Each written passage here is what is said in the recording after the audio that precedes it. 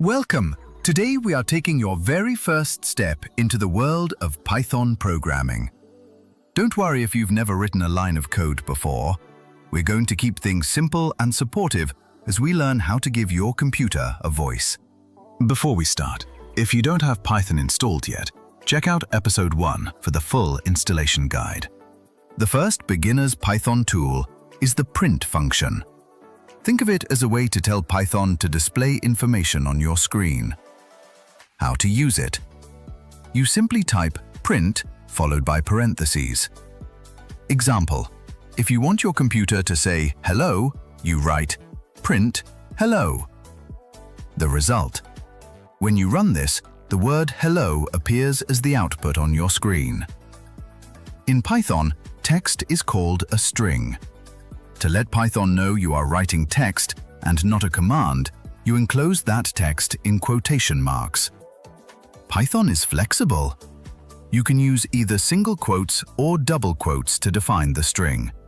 Both work perfectly for a simple word like hello.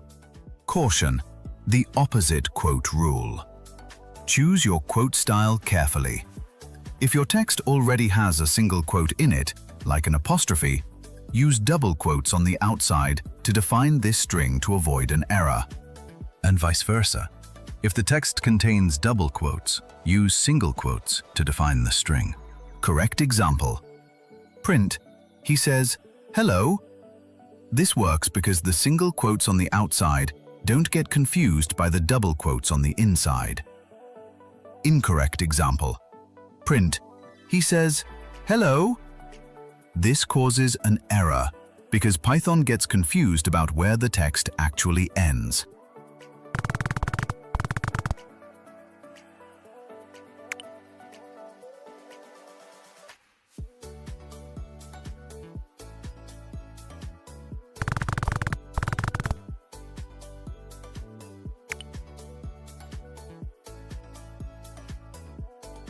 This tutorial series is based on the book Python Quick Reference for Beginners.